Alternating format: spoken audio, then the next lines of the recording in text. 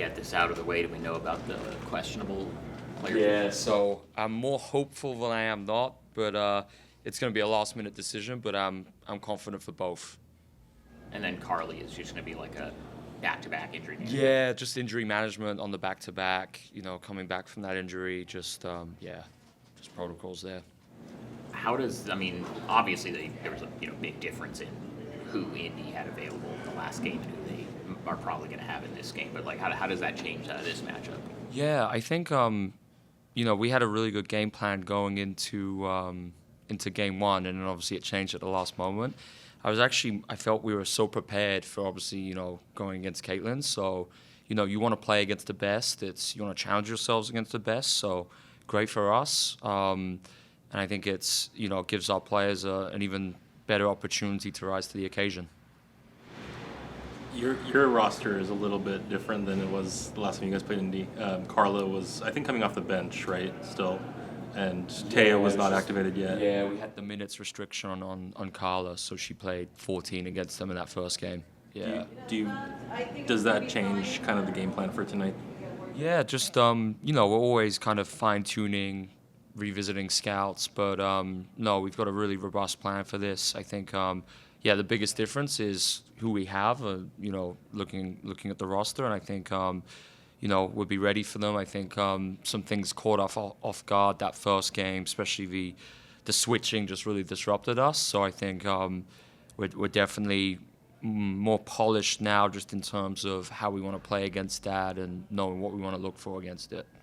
Aaliyah Boston had a really good game the last time, and she's a great player, but over the past week, you've really praised the play of Megan Gustiffson, and also Sarah Williams has really shown for you guys coming off the bench. Do you think that, or how are you feeling about your chances against a player like Aaliyah tonight? Yeah, I think it's we got to do a good job extending those post catches. There are too many occasions in game one where Boston was getting the ball in those deep seals, kind of right in front of the restricted area, and then it's over when that happens. So we got to do the work early, win our spot, fight for position, and then we're going to challenge our bigs to rebound more, because I think our guards, our wings are doing a good job getting back in there, and it can be better. But and I think Megan's actually really stepped up last few games in terms of just getting frontal hits. Sarah Williams had 6 yesterday, so we just got to keep going there with the rebounding. Have you thought at all about moving Megan into the starting lineup, just kind of set the tone with the rebounding stuff? Yeah, that's a really good point, Sean. I think the way she's been playing the last 2 games, it's certainly made us think about it. So something we'll keep watching for. But no, Megan's done. I think from training camp to here, I'm really, really encouraged because we knew the offense was there. And defensively, she's really stepped up in these last 5 games, kind of doing everything we're asking in terms of being at the level, ready with our aggressive covers, and then, being intentional, trying to keep other bigs off the glass. So, she's playing great.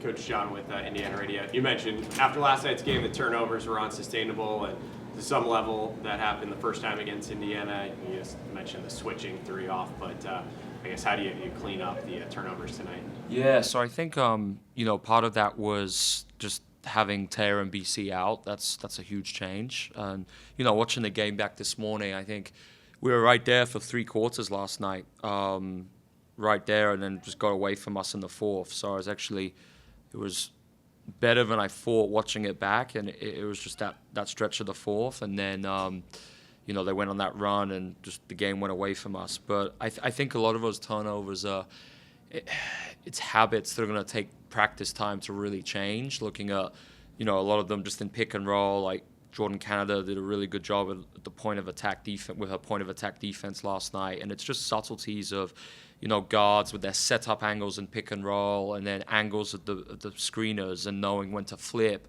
when to twist, the angle of the first screen. I think that's just going to take practice time to really develop those habits. It's Carla's a young guard, she's growing, but we'll clean those up as we go throughout the season.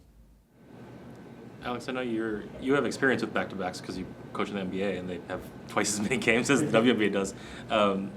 What can be done in these situations where you don't really have you don't get a practice between yesterday and today? Yeah, so I think it's been really intentional with how we use the film. number one, and kind of taking the learnings from last night into today's game. So it's not just about Indy. I don't want us to ever just watch clips of one team. We're trying to get the balance between always watching us and the opponents, so we get that perfect hybrid.